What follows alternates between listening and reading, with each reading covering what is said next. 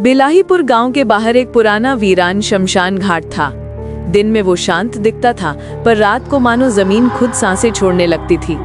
गांव वाले कहते थे, यहाँ कई चिताएं अधूरी बुझ जाती हैं और अधूरी चिताएं कभी आत्माओं को चैन नहीं लेने देती।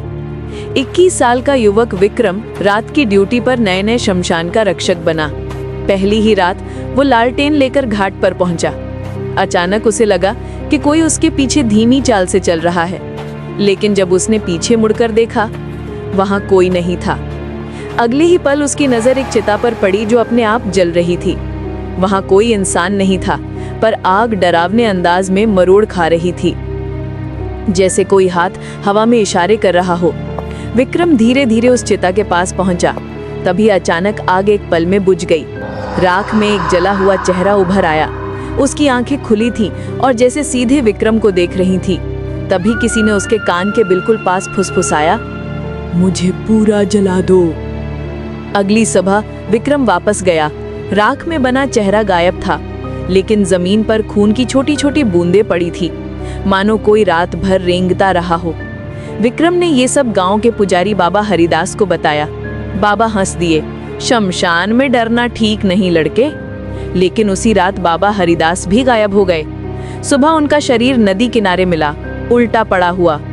उनके कपड़े आधे जले हुए थे, जैसे उन्हें किसी ने आग में घसीटा हो। मरने से पहले उन्होंने बस इतना बोला, यहाँ कुछ अधूरा है।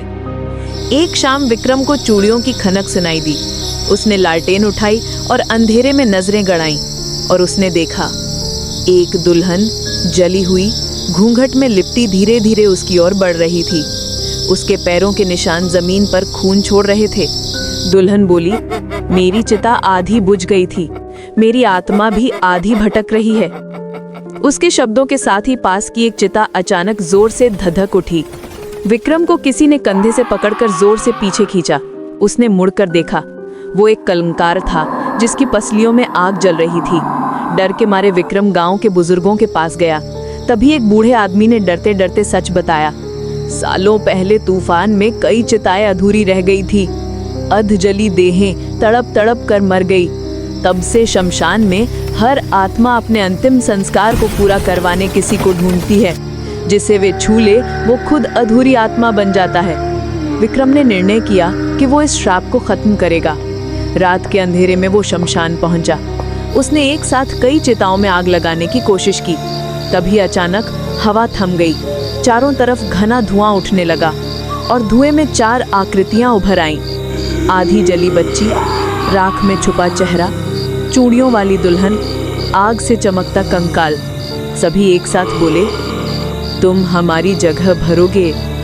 सुबह गांव वालों को शमशान में सिर्फ राख का एक बड़ा ढेर मिला।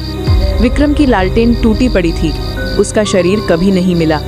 लेकिन रात को शमशान में अब एक नई परछाई घूमती दिखती है। एक युवक हाथ में लालटेन लेकर धीरे धीरे चलते हुए, और उसकी कराहती आवाज गूंजती है, मुझे पूरा जला दो।